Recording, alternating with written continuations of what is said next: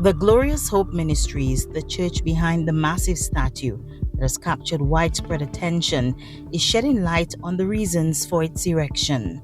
The towering monument, which was installed last week on the church's property overlooking All Saints Road, has quickly become one of the most talked about structures in the nation. Its sheer size makes it impossible to miss by anyone traveling through the community. Elder Claude Weaver, the head of the Glorious Hope Ministries, explained that the statue was not intended to stir controversy, but to serve a higher purpose. The purpose of the statue, or image as you would call it, is to create an awareness of the truthfulness of Scripture and the veracity or the trustworthiness of the prophecies. Senior member Bernard Lewis explained that the biblical book of Daniel directly inspired the massive structure. The artwork depicts a towering human figure with a helmet-like headpiece covering the face, yet leaving defined features, eyes, nose, and lips visible. Its arms are crossed firmly across the chest, while the lower half is clothed in a skirt-like garment.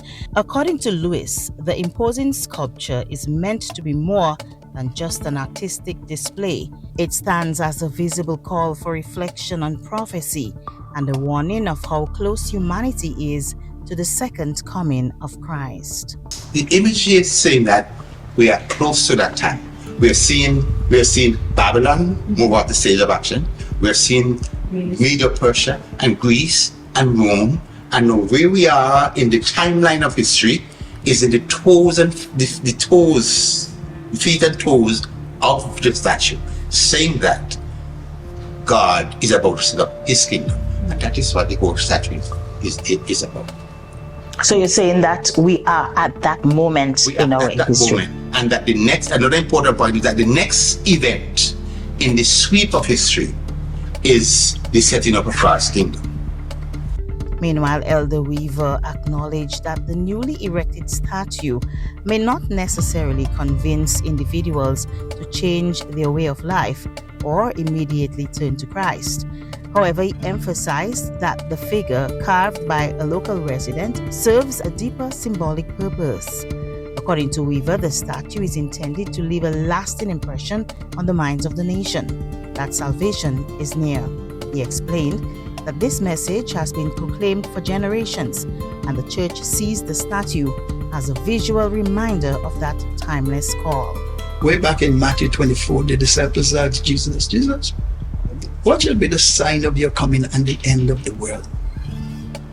And in Matthew 24, he gave about 34. He talks about deception. Many shall come in my name, saying I'm Christ. And we're hearing that all over the world. And you shall hear wars and rumors of war. You see that being fulfilled. And verse 11 of that chapter says that false Christ and false prophets will arise and shall deceive many. And in verse 24 of that same chapter, he says that the deception will become so great that if it were possible, even the very elect could be deceived. And so if the elect could be deceived, it's important that we study the Bible. In fact, Jesus, in verse 14 of that chapter, said that this gospel of the kingdom shall be preached in all the world for a witness, and then shall the end come. Then verse 15 says, when ye therefore shall see the abomination of desolation spoken of by Daniel the prophet standing in the holy place, whoso readeth, let him understand it. Here Jesus is saying, make sure you read and understand Daniel if you want to avert the crisis. If you don't want to be deceived at the end of time. You know, sometimes we say that, is that guy deceived me? And we cast blames, huh? But in this situation, Jesus makes sure that he uncovers the deception in Daniel so that we don't have any excuse to say that he deceived me. Because by the time you get to Revelation, he said that both the deceived and the deceiver were cast into the lake of fire. You see, God cannot take you to heaven if you're being deceived. Because if you're being deceived and worshiping Satan, he will not be there. So he can't take you there. As the debate continues over its meaning and relevance, Glorious Hope Ministries remains steadfast in its defense of the towering statue. While some see it as a bold statement of belief and others view it with skepticism or unease, the Church insists that the purpose is clear: to serve as a permanent reminder that the message of Christ's return is as urgent today as it was generations ago. For Elder Weaver and his congregation, the statue is not an endpoint, but the beginning of deeper conversations about prophecy, about faith, and about the hope they believe is soon to be revealed.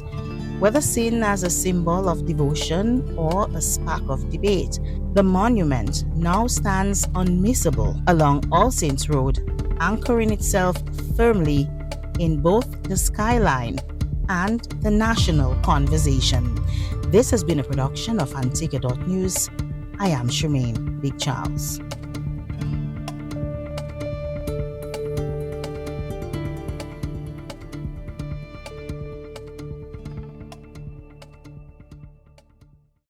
When evening falls and shadows play, we flip the switch, you light the way. You power dreams, our hopes, our lives, a steady force, a trusted light. From every source you make the way, working hard to serve us every day, turning challenge into water flow, pushing forward, steady as we go.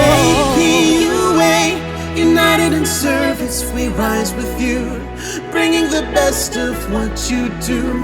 From power to water to every device, you are the pulse of our land, necessary for life.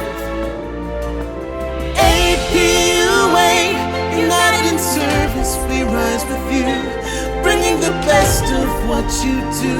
From power to water